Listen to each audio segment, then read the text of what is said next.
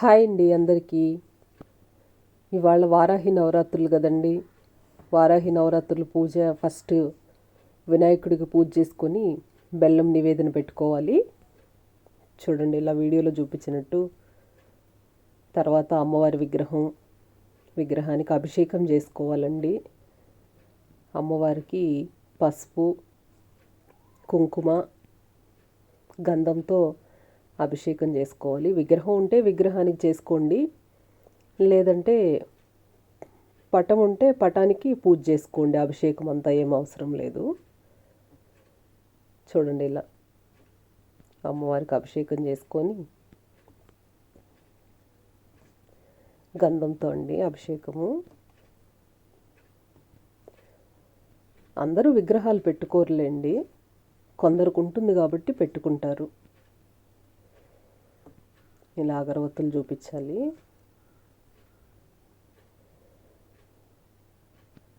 పూజ ఏముందండి, అందరు చేసుకునేదే కదా.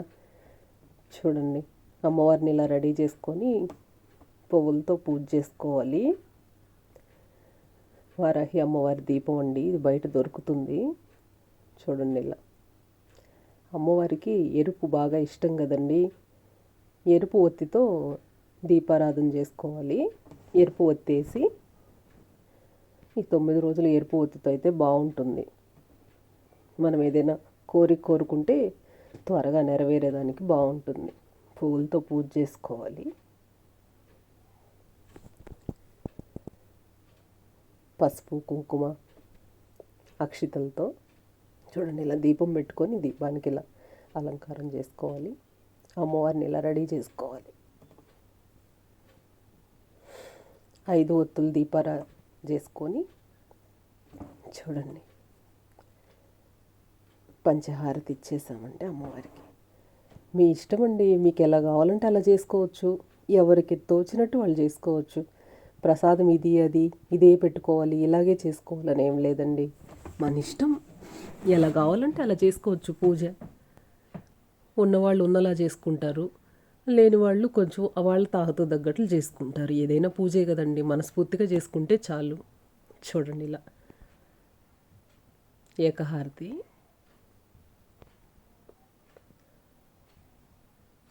ప్రసాదాలు ఇదే అని కదా, అమ్మవారికి పానకం ఇష్టము. పానకం వడ పొంగల్ ఇష్టము అమ్మవారికి. ఏదైనా ఎరుపు పూలు అమ్మవారికి బాగా ఇష్టం అండి. ఎరుపు పూలతో అమ్మవారికి బాగా పూజ చేసుకోండి. ఒత్తి మాత్రం ఎరుపు ఒత్తి ఉండేలా చూసుకోండి. తర్వాత కర్పూర హారతి అండి ఇది. చూడండి ఇలా వేయాలి.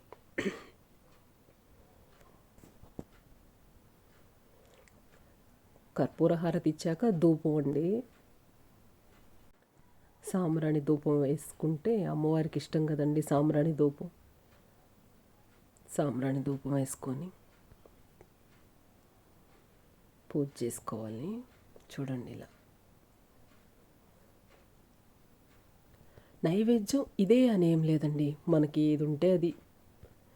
పండు పానకం అమ్మవారికి మెయిన్. మీకు ఏది ఉంటే అది పెట్టుకొని పూజ చేసుకోవచ్చండి.